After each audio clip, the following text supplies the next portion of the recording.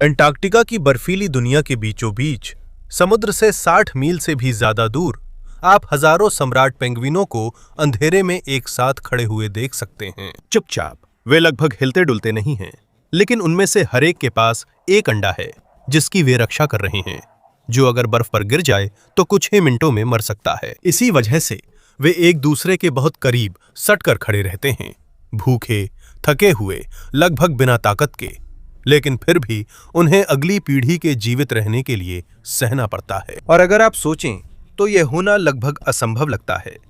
कोई भी सामान्य जानवर ऐसी जगह पर जीवित नहीं रह सकता। कोई भी पक्षी या स्तनधारी लगभग 4 महीने बिना खाना खाए बर्फीली तूफानी हवाओं का सामना करते हुए सहन नहीं कर सकता। लेकिन यही जीवन है जिसे सम्राट पेंगुइन चुनते हैं। यहीं से उनकी अनोखी कहानी शुरू होती है। पर यह दृश्य उनके हर साल दोहराए जाने वाले बड़े चक्र का एक छोटा हिस्सा है। यह उनकी जीवित रहने की यात्रा है जो हजारों मील तक फैली है, और इसमें पेंगुइन की 6 मुख्य प्रजातियां भी शामिल हैं। और ये सब कुछ हमारे ग्रह के सबसे खतरनाक पारिस्थितिकी तंत्रों में से एक में होता है। एक ऐसी जगह जहां कोई पेड़ नहीं है, एक ऐसी जगह जहां पौधों वाली कोई जमीन नहीं है, कोई जमीनी शिकारी नहीं है। साल का आधा हिस्सा यहां अंधेरा रहता है। फिर भी हर साल 1 करोड़ 20 लाख से ज्यादा पेंगुइन जिंदा रहने के लिए लौटते हैं। वे बर्फ पर चलते हैं, जमी हुई जमीन पर फिसलते हैं और बहुत दूर तक तैरते हैं, सिर्फ इसलिए ताकि उसी जगह पहुंच सकें जहां वे पिछले साल छोड़कर गए थे। ये कहानी है दुनिया की सबसे कठिन जीवित रहने की प्रक्रियाओं में से एक के बारे में। इसे वे पक्षी करते हैं जो आसमान में उड़ नहीं सकते, लेकिन समुद्र में उनकी बराबरी कोई नहीं कर सकता। इस वीडियो में हम पेंगुइनों के साल भर के चक्र का अनुसरण करेंगे। शुरू करने से पहले वीडियो को लाइक और सब्सक्राइब करें, यह हमारे लिए बहुत मायने रखता है। धन्यवाद। और अब चलिए शुरू करते हैं। हम देख सकते हैं कि बर्फ से ढका महाद्वीप लगभग उन्हें मार देता है। सच में अंटार्कटिका एक बड़ा रेगिस्तान है जो बर्फ से ढका है। यह पृथ्वी का सबसे सूखा स्थान है। आप चारों तरफ सिर्फ बर्फ ही देख सकते हैं। महाद्वीप के सबसे अंदरूनी हिस्से में हर साल 2 इंच से भी कम बर्फ गिरती है। और अजीब बात यह है कि यहां लगभग कोई बर्फ पिघलती नहीं है। इसके बजाय बर्फ बहुत लंबे समय तक धीरे धीरे जमा होती रहती है। ये बस दबती और सख्त होती जाती है, और समय के साथ ये लगभग 2 मील मोटी विशाल बर्फ की चादर का हिस्सा बन जाती है। वहां सर्दियों में तापमान सामान्यतः -40 डिग्री फ़ारेनहाइट के आसपास रहता है। लेकिन समस्या सिर्फ ठंड नहीं है, उससे भी डरावना है वहां की हवा। अक्सर इसकी रफ्तार 60 मील प्रति घंटा से भी ज्यादा हो जाती है, और इसी वजह से ठंड का एहसास गिरकर लगभग -100 डिग्री फ़ारेनहाइट तक पहुंच जाता है। ऐसी स्थिति में खुली त्वचा सिर्फ 2 मिनट से भी कम समय में जम सकती है। लेकिन वहां सिर्फ मौसम ही दुश्मन नहीं है, बल्कि खुद बर्फ ही दुश्मन है। ये कभी रुकता नहीं है। ये लगातार टूटता, दरारें बनाता और बदलता रहता है जैसे जैसे मौसम बदलते हैं। इसके बावजूद यहां बर्फ के अलग अलग प्रकार होते हैं।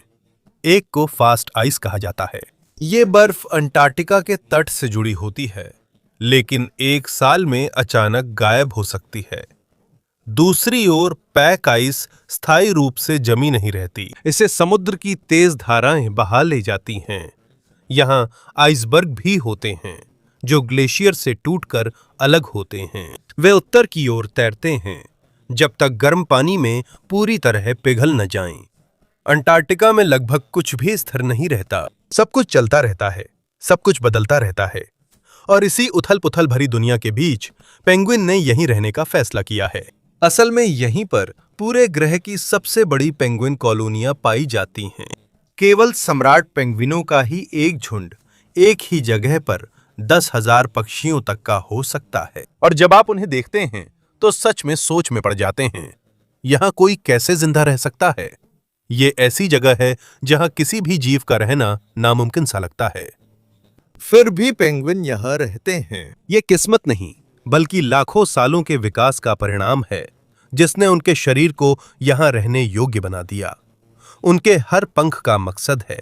बर्फीले समुद्र में उनका हर गोता उनके जीवित रहने का हिस्सा है।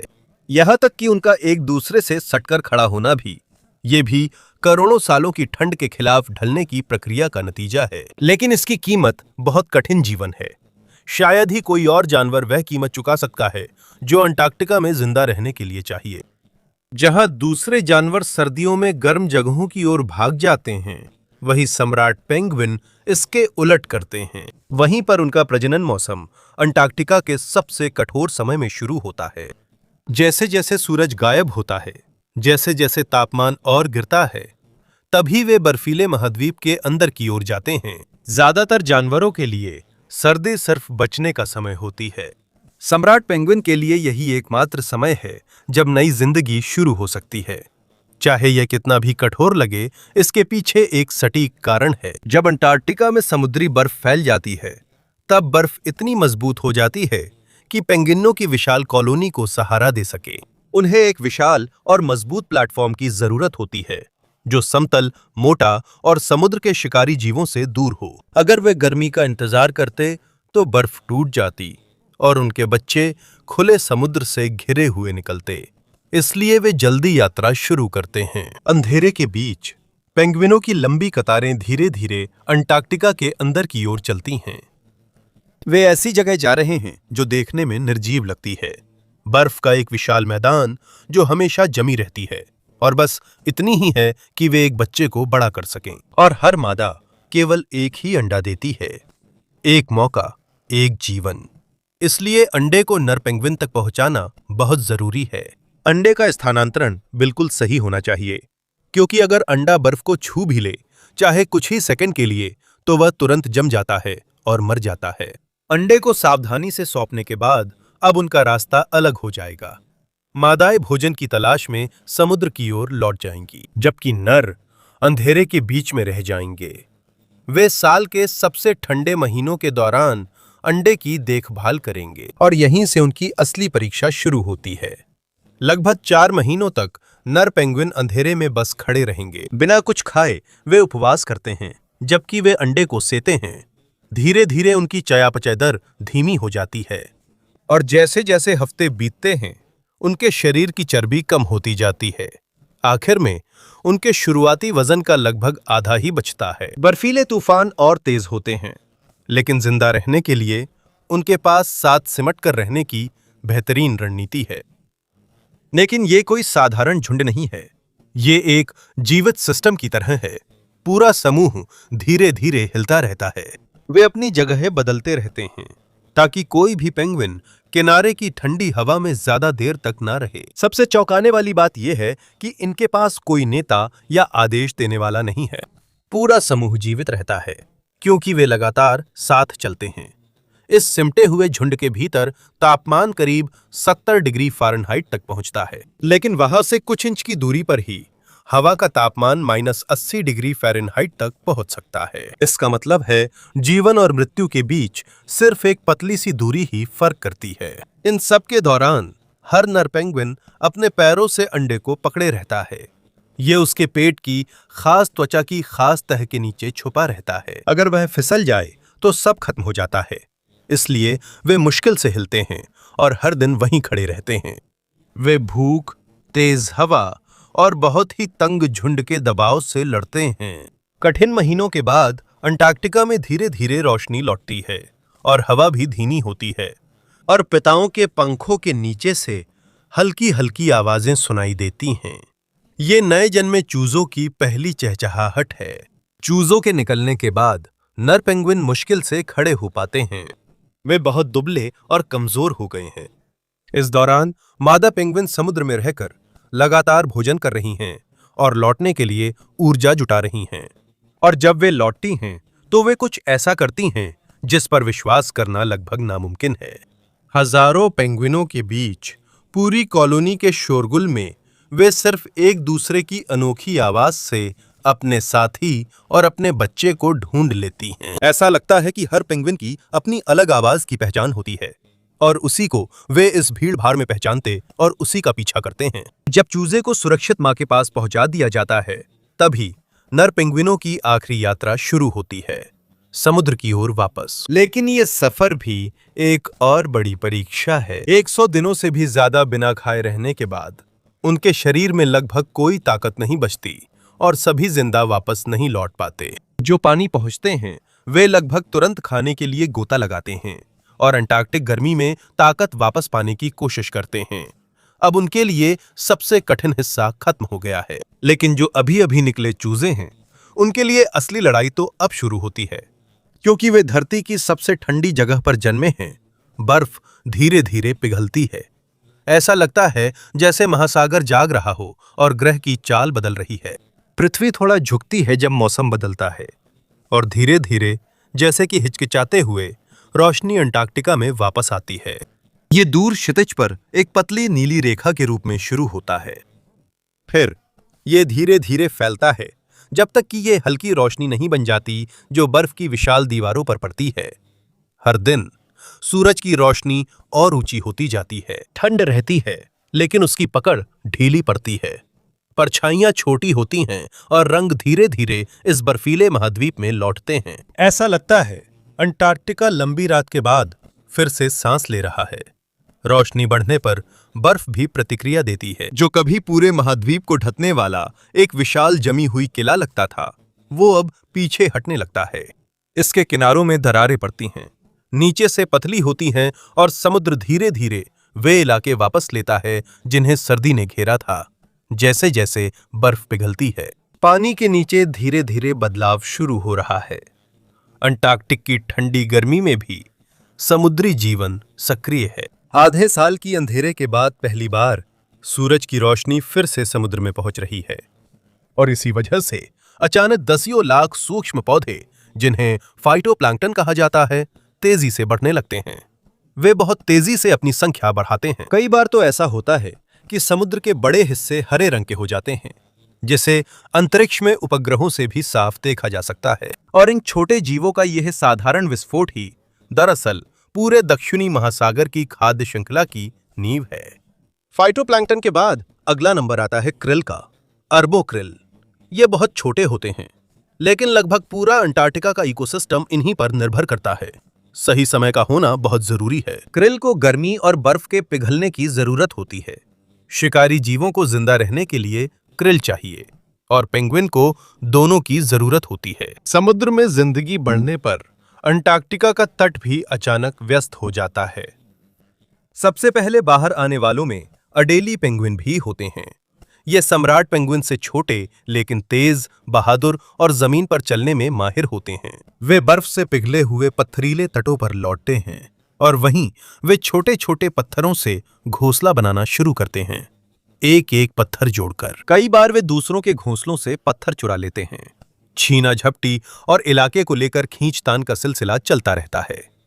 थोड़ा और उत्तर की ओर जेंटू पेंगुइन सर्दियों की लंबी समुद्री भोजन यात्रा के बाद लौटते हैं, और उन्हें लगभग बर्फ रहित तट पसंद हैं।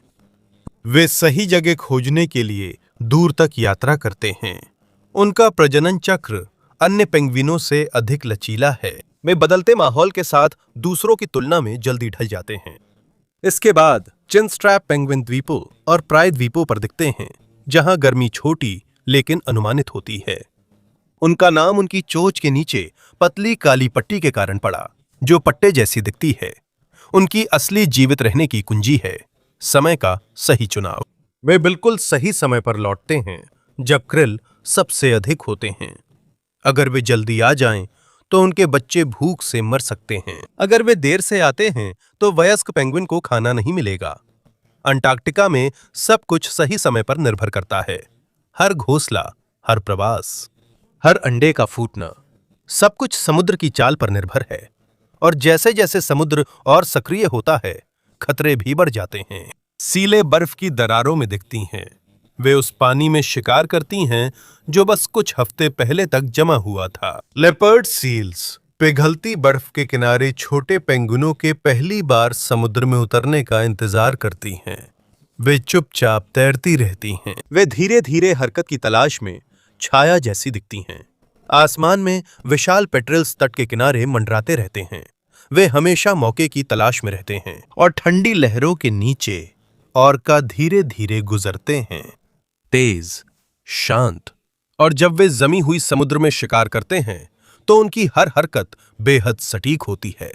खतरे के तरीके भी अलग अलग होते हैं। ऑर्का का शिकार तरीका उनके समूह पर निर्भर करता है। कुछ झुंड सील तो कुछ पेंगुइन पकड़ने में माहिर हैं और कुछ एक टीम की तरह मिलकर काम करते हैं ताकि बर्फ पर जोरदार लहरें बना सकें जब तक उनका शिकार समुद्र में गिर न जाए। वे अंटार्कटिक महासागर के असली राजा हैं और जब गर्मियों में बर्फ पिघलती है तो उनके घूमने की जगह और भी बढ़ जाती है। अंटार्कटिका के ज्यादातर जानवरों के लिए यह समृद्धि का समय है। यह एक छोटा सा समय है जब खाने की भरमार होती है। बर्फ में सफर अब आसान हो गया है और महासागर अधिक जीवंत है, लेकिन महाद्वीप के भीतरी हिस्से में इसका कोई असर नहीं दिखता क्योंकि वे तट से बहुत दूर हैं। सम्राट पेंगुइन अब भी जमी हुई बर्फीली जमीन पर खड़े हैं। वे अपने नए जन्मे चूजों को सर्दी की बची हुई ठंड से बचाते हैं। उनकी दुनिया अंटार्कटिका के बाकी हिस्सों की तुलना में कुछ हफ्ते पीछे चलती है और ये दोनों मौसम शायद ही कभी पूरी तरह मेल खाते हैं। जबकि तट पर गर्मी आ चुकी है, महाद्वीप के अंदर अभी भी सर्दी जैसा ही है। ये उन कारणों में से एक है कि अंटार्कटिका में पेंगुइनों का जीवन इतना अलग अलग होता है। सिर्फ जीव विज्ञान ही यह तय नहीं करता कि वे कैसे जिएंगे, इसमें भूगोल, बर्फ की गति और रोशनी में होने वाला बदलाव भी शामिल है जो इस जगह के लगभग हर जीवन को नियंत्रित करता है। और एक पेंगुइन के साथ आगे क्या होगा, यह भी इस बात पर निर्भर करता है कि उसने रहने के लिए कौन सी जगह चुनी है। और इसका सबसे चरम उदाहरणों में से एक दूर दराज के द्वीपों में पाया जा सकता है जो अंटार्कटिका से 1000 मील से भी ज्यादा दूर हैं।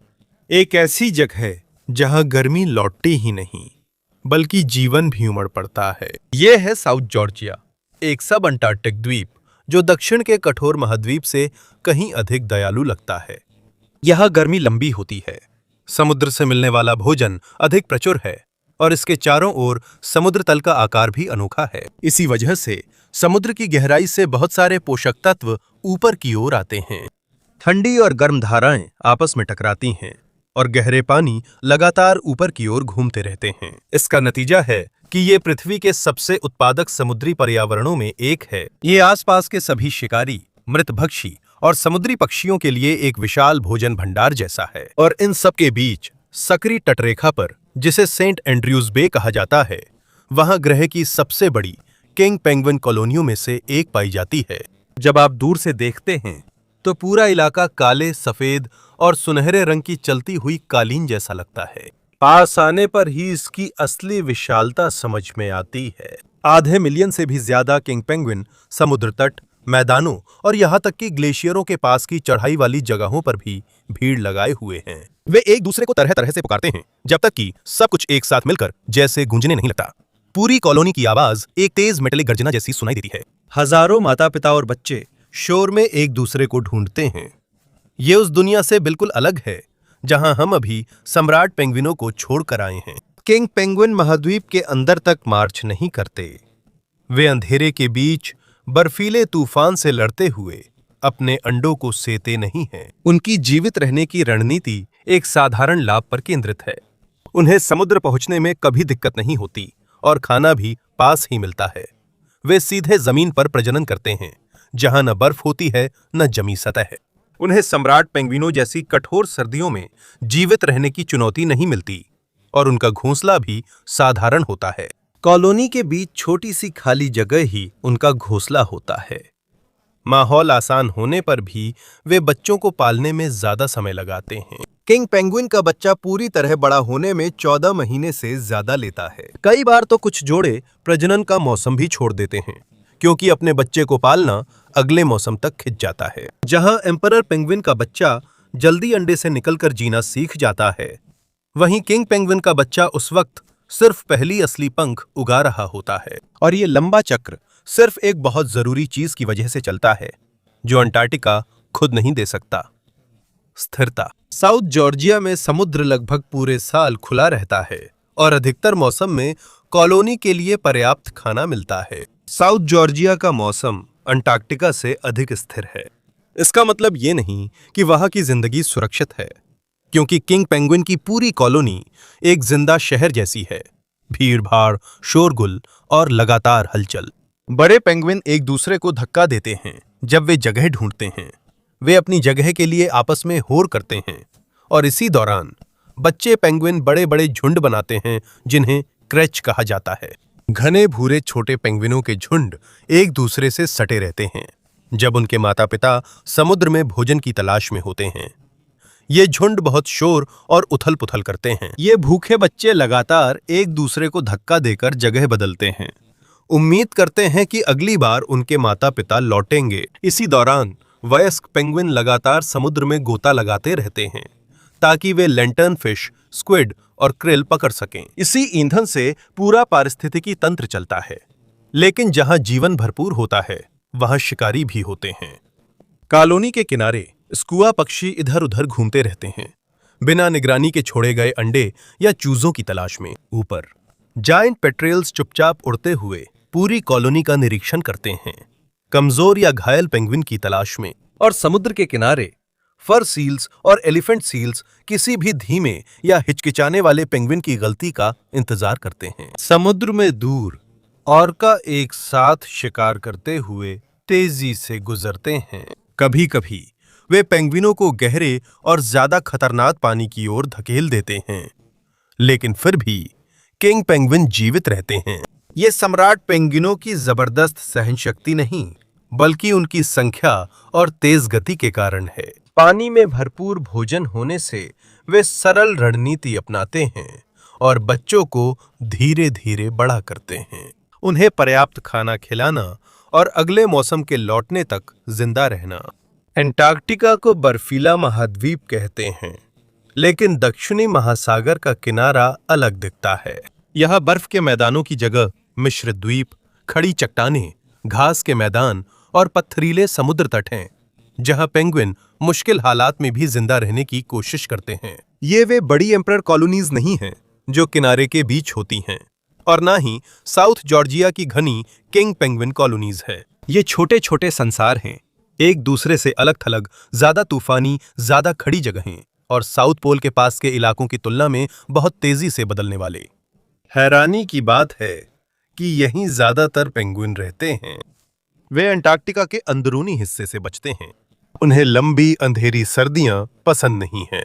इसके बजाय वे दक्षिणी महासागर के किनारे के किसी भी हिस्से में खुद को ढालकर जीवित रहते हैं। उनके लिए यहाँ विकास को लचीला होना पड़ता है। जैसे जैसे आप उत्तर की ओर जाते हैं, तट और भी खड़ी और हवा से आकार ली हुई हो जाती हैं। ये रॉक हॉपर पेंगुइन का क्षेत्र है। इनके जीवित रहने का तरीका सरल है, लेकिन बेहद कठोर। वे तेज लहरों में कूदते, खड़ी चट्टानों पर चढ़ते और ऐसे स्थानों पर घोंसला बनाते हैं जहां पहुंचना मुश्किल है। यह मेहनत फायदेमंद है क्योंकि वहां वे ज्यादातर शिकारी से सुरक्षित रहते हैं और बड़ी लहरें घोंसलों तक नहीं पहुंचती। और उनके ठीक नीचे ठंडा और पोषक तत्वों से भरपूर समुद्र है। रॉक हॉपर समुद्री बर्फ या स्थिर मौसम पर निर्भर नहीं रहते। वे अपनी गति और फुर्ती पर निर्भर करते हैं, और यही वजह है कि वे उन जगहों पर रह सकते हैं जहां शायद ही कोई और पेंगुइन जाने की हिम्मत करता है।